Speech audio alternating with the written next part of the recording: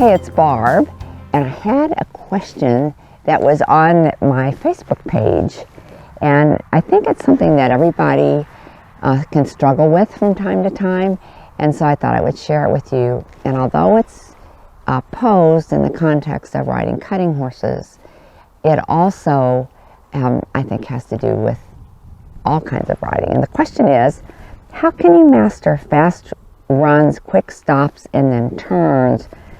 Sometimes I can find it, and sometimes I can't. So how can I break it down so I can learn? So the first thing I want to say is that sometimes a horse can be predisposed for lots of different reasons. Sometimes it's a training thing. Sometimes it's the way the horse has been ridden.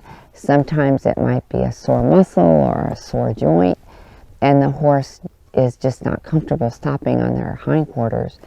And then when you pick up speed and distance, that makes it really hard for anyone to ride. So for the purposes of just a few ideas that I have for you, I'm going to share with you, assuming that your horse knows how and is comfortable stopping on their hindquarters. So the first thing that I want to share is that horses, this is a hard thing for riders sometimes, and it makes sense. I know it'll make sense to you, but it's challenging to do. We think about what we want, like a quick stop and turn, but we don't see it from the horse's point of view, in that the rider's body and everything that we do should be setting the horse up and give them time to feel us so that they can set their body up. And by that I mean, sometimes as riders, we just think of stop, or we think of, it's time to stop, so, then we'll drop our seat.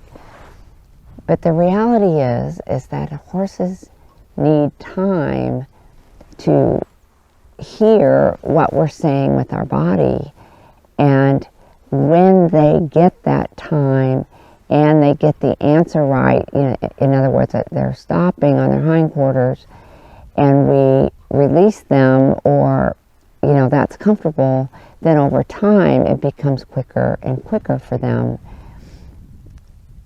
So that's the first thing, is that if we don't give a horse time to get their rhythm, with a sliding stop or working a cow, then that abruptness is going to cause motion on the front end. So that's the first thing.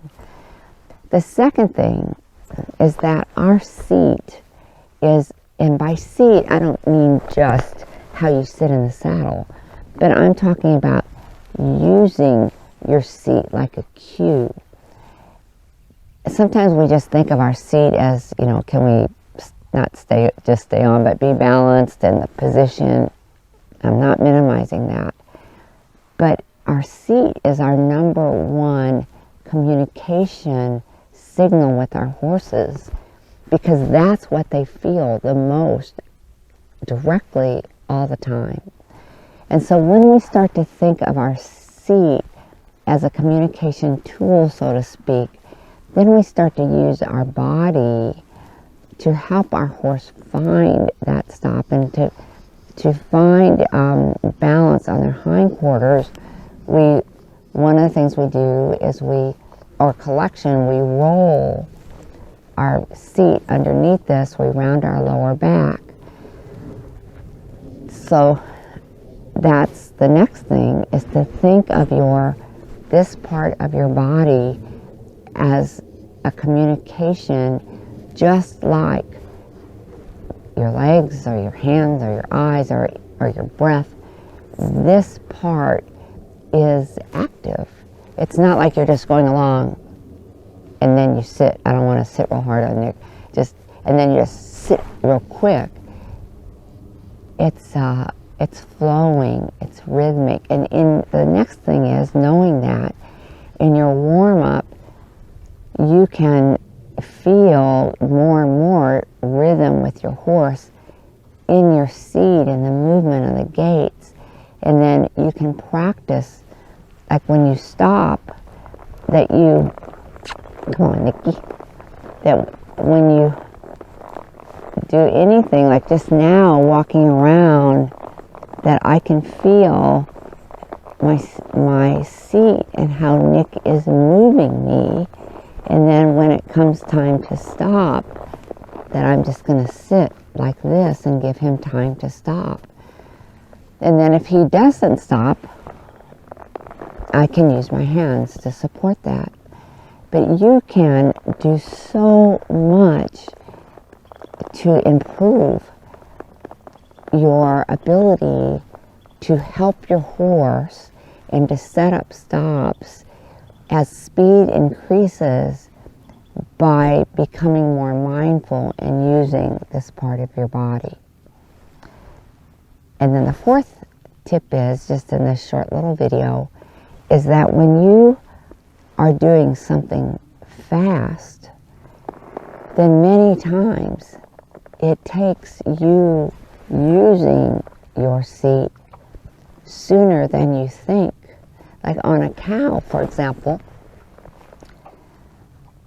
you actually rate the cow with your seat, and instead of just giving it to your horse and saying, read the cow and stop, you're helping your horse with your seat way before it's time to do the actual stop. And then when you stop, you sit down again, and as the horse turns, and this is for all kinds of turns, you sit down even again so that your seat stays balanced. So the key, just succinctly, is to understand that this part of your body is your main communication tool and your balance and your signal, and it's what your horse feels, and you can use it in an active kind of way. And to allow your horse to feel that before the actual time, so that a horse can make a comfortable decision to set themselves up for a stop. And then as you stay down, they can pivot and turn. So I hope this helps for those fast stops and turns. And I think it'll help your seat and your balance as well. So have a great day. Leave a comment. Let me know what you think. And see you next time.